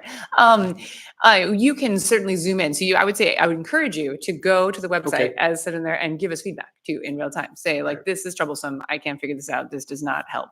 And we can continue to adapt it in real time. But you can like zoom in, zoom out, et cetera, and manipulate it the same way that you can with other maps produced by GIS. I don't know if there's a tool where you can, I don't believe there is, where you can say, I want this sector to just show up on the map, You just zoom like in to and zoom- zoom it specifically to the sector boundaries. I don't know if anyone else knows that answer. I've played with it. Can we toggle the Mike's new map by sector? But you can zoom in yourself to where you want to be. So play with it. Let us know if it's working or not. And another quick thing to answer, Member Bronga, we do track the Sanders also where they're at. Yeah. So you'll know where they're at. If the call comes in and the Sanders out there, you can direct them to that sanding call. Is in addition to the graders, or are we getting to that point? Right now, the plan is graders and I believe trackless, right? Okay. Not proposing to track Sanders right now. Okay, thank you. Okay, I don't have anyone else in the queue. Thank you very much for that update and going over the ordinance with us. Anything else in summary that you wanted to share? Nothing else from us. Thank you guys so much for your time. Okay, thank you. And with that, we will move on to the last item in our agenda, a presentation from the Vision Zero Working Group.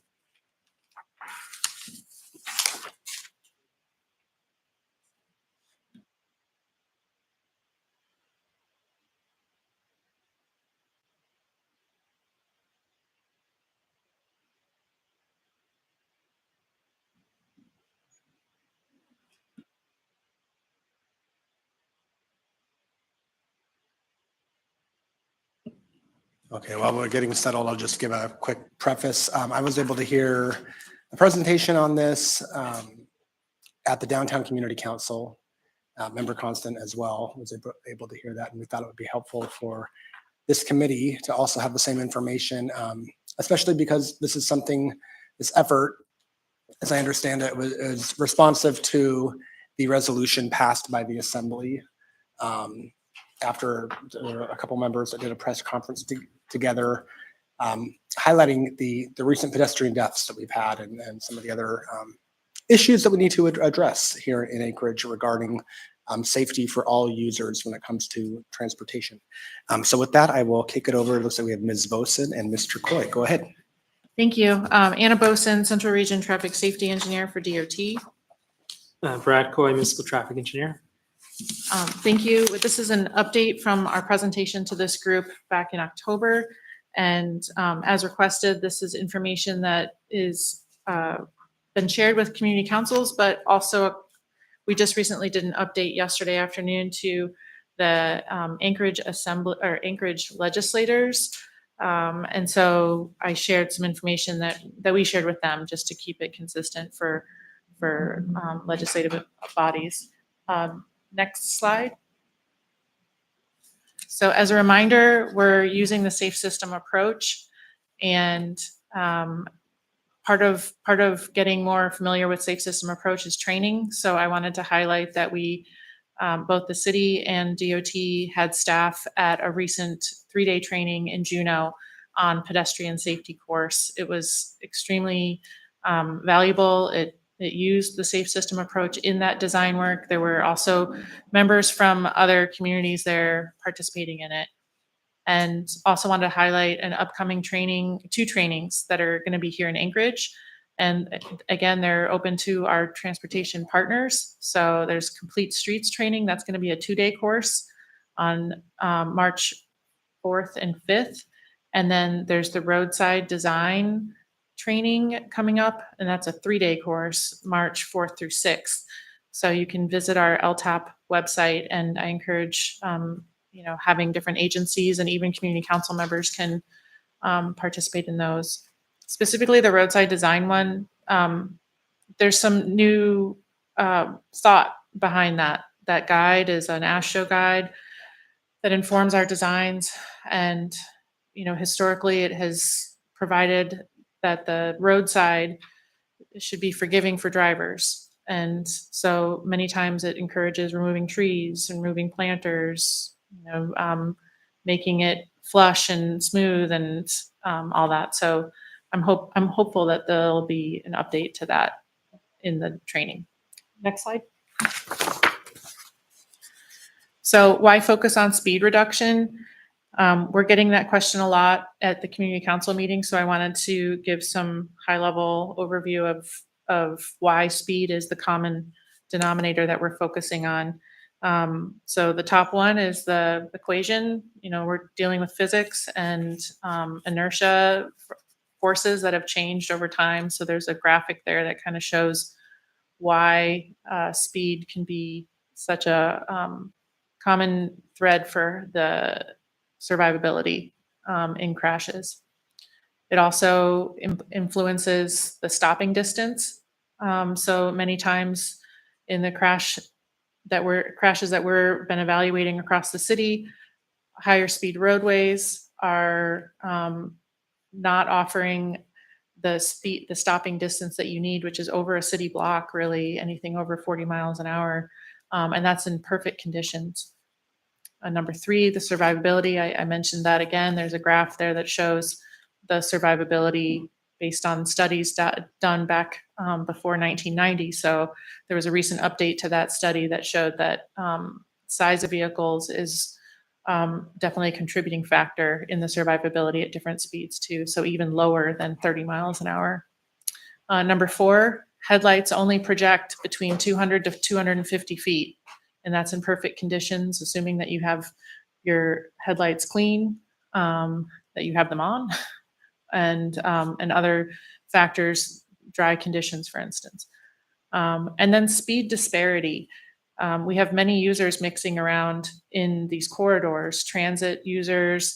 So we have buses stopping and starting. We have driveways, people entering and turning. Those are only about 10 to 15 miles an hour that you can turn in and out of a driveway. And then we have walkers, that's 2 to 3 miles an hour for an able-bodied person. And so we really want to talk about reducing that speed disparity across users in these contexts. Next slide.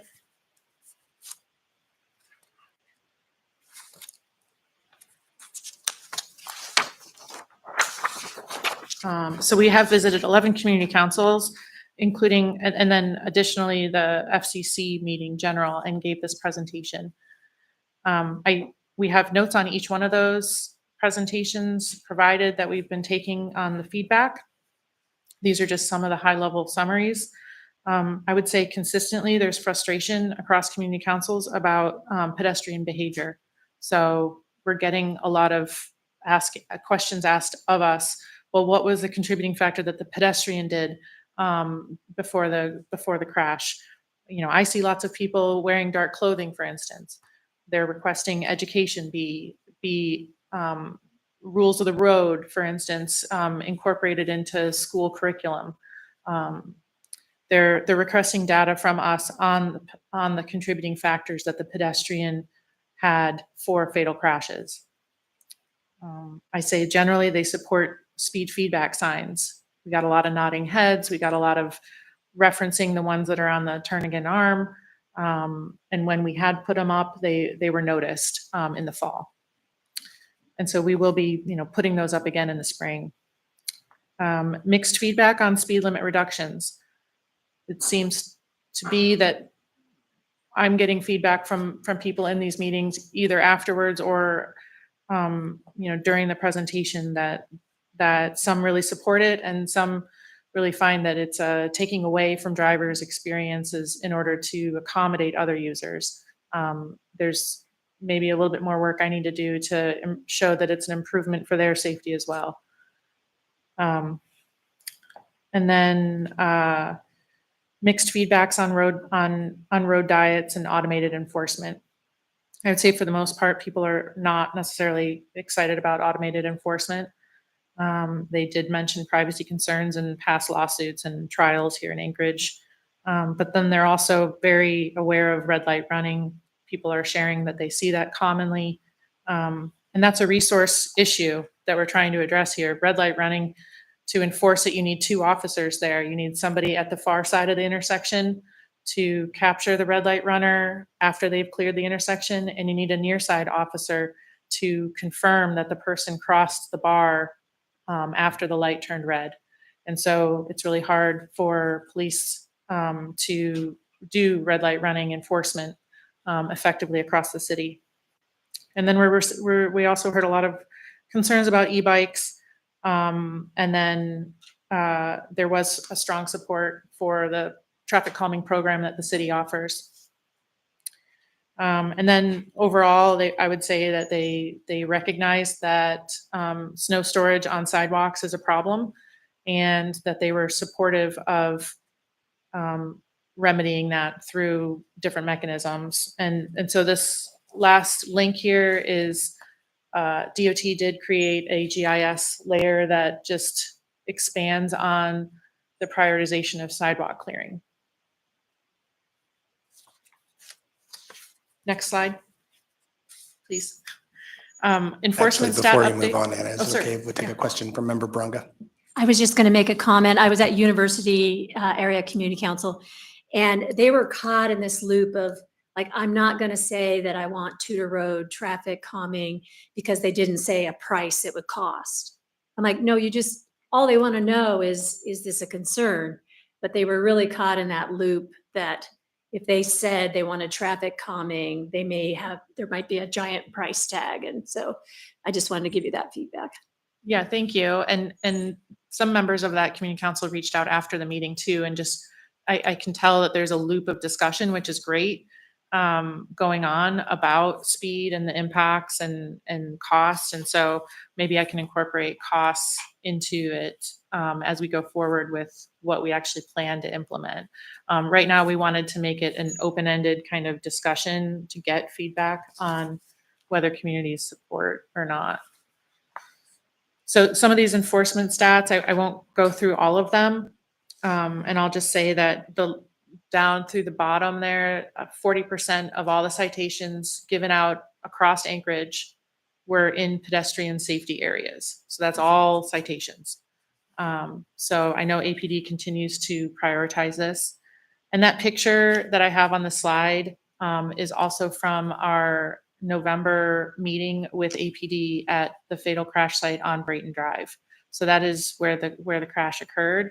And just to give you kind of a context, because we also hear from communities, well, people aren't walking on the sidewalk, or people aren't crossing where they, on a marked crosswalk. And in this particular location, none of those exist.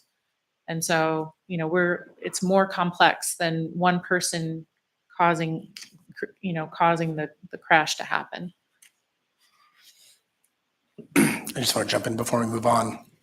On your prior slide, you had talked about some people expressed concerns about pedestrian behavior. This slide, though, I think it's worth highlighting the driver impairment rates. The Assembly has been criticized by some recently for requiring, basically, we did a code change that required folks to show their license when ordering an alcoholic beverage, as well as buying something in a package store. And part of the rationale being there, the folks who have the red stripe on the license, that stuff there could be an intervention that happens there. But yeah, I guess I just want to just pause for a moment and take that in, that in fatal pedestrian crash data that goes through October, it looks like at least 38% involved driver impairment, and we're waiting on some toxicology results for others. But yeah, it's, I guess, without trying to be punny, it's a two-way street when it comes to who we put at fault in these incidents. Thanks.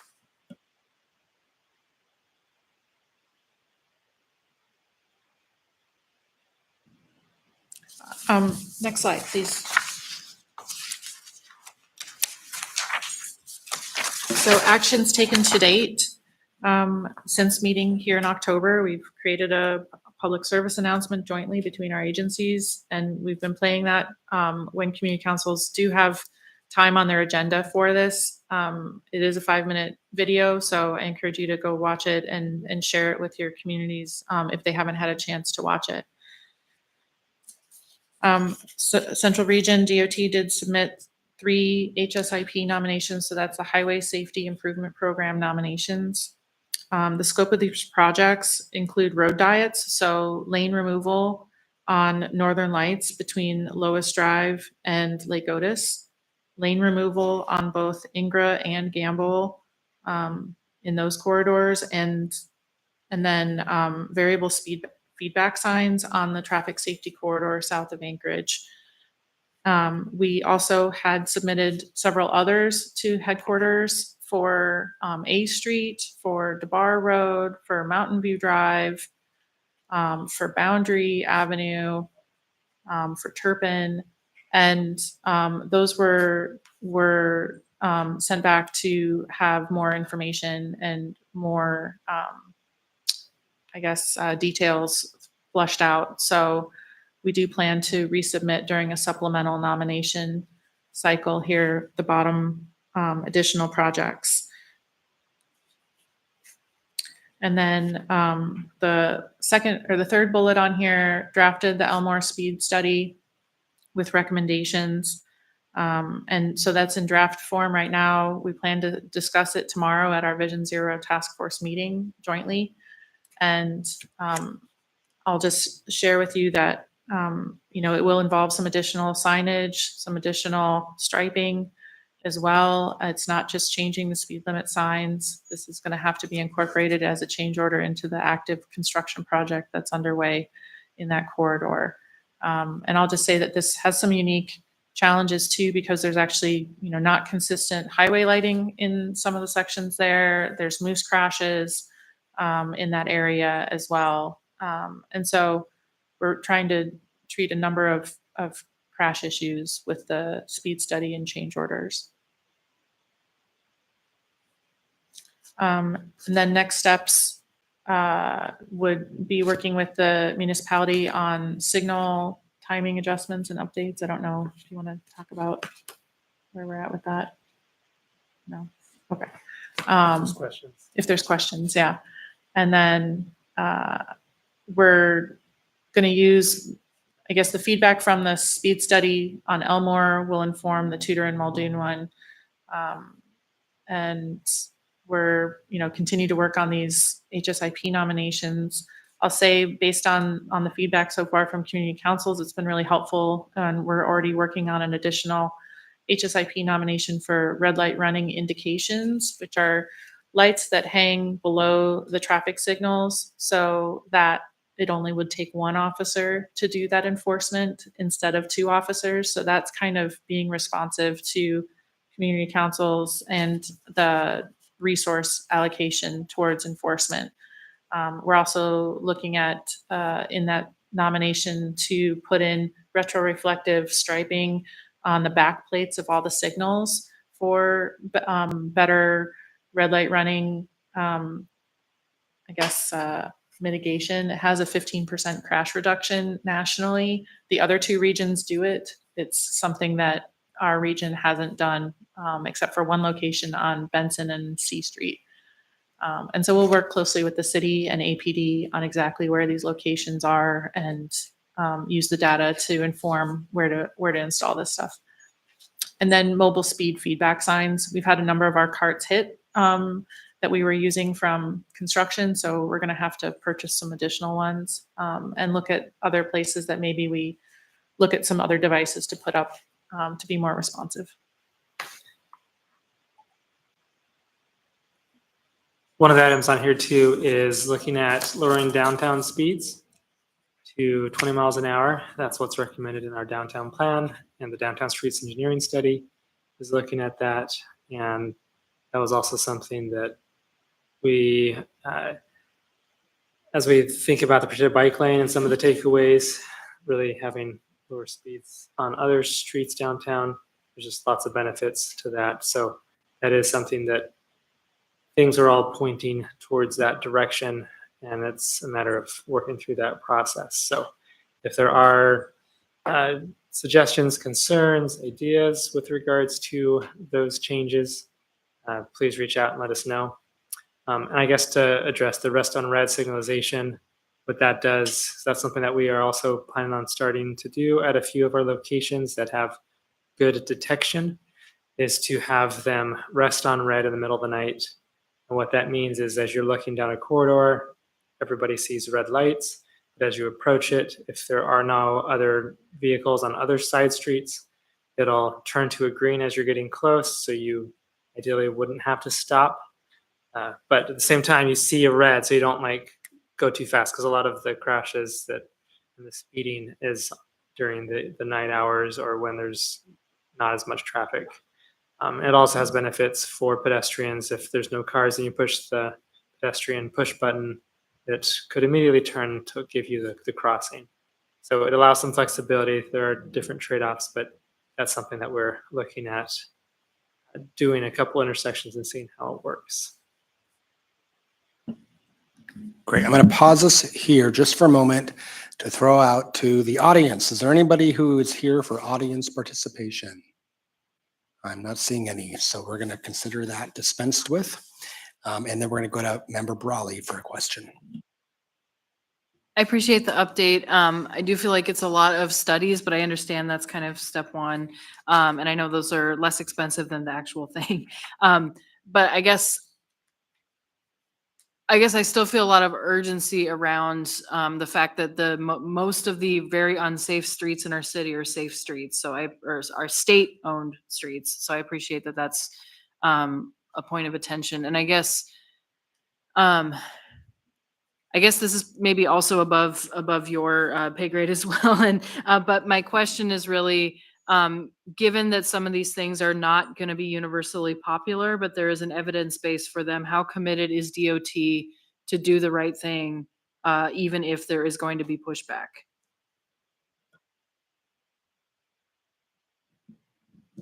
Thank you. Yeah, I think we're committed to doing the data-driven approaches.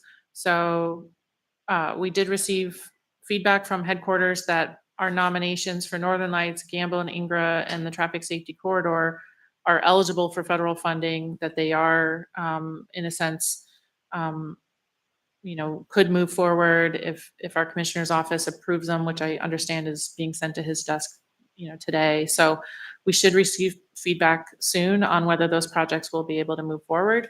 And then I know that I'm working closely with our commissioner's office. They attend our Vision Zero task force meetings. The city attends them. With speed studies, we need to be, working closely together and understand those changes and agree to those, I think, for the enforcement part of it. And, be jointly there for the community when we, likely anticipate feedback on those. I think another important thing is that we're all aware that often those who don't like something are going to come out more enforced than those that do like it. And so just because there's a lot of pushback and negative comments, we aren't assuming that means that people hate things, which is partially why we're going out to community councils and having these discussions. And then there is robust understanding of certain subsets that do like these sorts of projects. So even if there are phones ringing off the hook and lots of emails, if we've done enough reaching out through the process, it helps us so that we can recognize and understand more of all the constituents. And I'd like to add that, you know, the summer pilot with the pilot protected bike lane downtown, it was an opportunity for both of our agencies to take a risk and put it out there. And we had an escape route, so to speak, also during this, and neither of our agencies had to use that, which I commend both of our leadership to staying with it, because that report will be published here soon. I worked with the director of our research program to get that thing finalized, but you know, the study and the data shows that had a good safety outcome for all users, not just bicyclists. So if we can continue to follow the data, I think that'll be our support going forward. Okay, and then with 5 minutes left, we have Member Littlefield. Mike, just a quick question. Is this an area-wide program? I know when you get a little further north, you're a little more rural, but we are interlaced out there with state and local roads, and they are all intermingled. I was wondering if it was area-wide. Yes, we are looking at Eagle River and other parts of town, Girdwood. So those are definitely areas that we're considering for sure. And you know, I'm using this kind of mantra on every project that crosses our desks too. So we're looking at it from the long-term strategy too, not just for this near-term immediacy, but the capital project side too. But it does lead me to the last slide, if you wouldn't mind. You know, when we came before you in October, we admitted that this is an ambitious plan and that we would likely not necessarily be able to get to everything. And so I want to share some good news and then also some reality checks. You know, my HSIP coordinator position remains vacant. So it's been vacant for almost a year and likely will be vacant for another several months as we try and reclassify that position. We've also had several meetings with the city on trying to implement some additional pilot projects across the city for 2025, but because of these vacancies, we're not going to be able to deliver on those this year. But good news is the Greenways program is moving forward and was funded. And so we're grateful for that. And then, you know, since meeting here, the traffic signals manager has moved into another position at PM&E. So it's great that he's staying with the city, but that did leave a gap. And so the Vision Zero coordinator is in an acting role right now managing signals, which means that he's not able to then, you know, dedicate his full time to this task. Some good news is that we are in the process of procuring some INRIX speed data, and that will be able to be shared with consultants and the municipality as partnering. So we'll all have full access to that information. And to highlight that INRIX speed data, it basically is information across the entire Anchorage area, all different streets. I guess the higher volumes are going to have more robust data because it's collected from just the vehicle fleet that's on the network, but it gives us a very strong understanding of speeds and situations. And so that, in my mind, can be somewhat of a game changer in being able to both see what's going on, identify focus areas, enact changes, and then have access to the data over the course before, after, and be able to see how different things are affecting change. So I'm really grateful for the state paying the subscription fee and allowing us to access it as this is in the works. I'm looking forward to that. I have one question before we adjourn here. Since the assembly members passed our resolution, which kind of put these reports into motion, have any streets been issued a slower speed limit? No DOT roads right now. Okay. And Brad, any municipality owned roads? Not yet. Okay, so I just want to voice a little bit of frustration there because it's been a few months now and we really want to see these timely interventions. So to me, it feels like that's like the thing that's lingering. Let's do another study before we, or reclassify our streets. It's kind of like, come on, guys, let's really do the thing and soon. And then timeline wise, another thing that's on my radar is I hope that DOT can make more progress and finish soon the complete streets policy, because I think that's important too. With that, we will adjourn. Thank you for being here.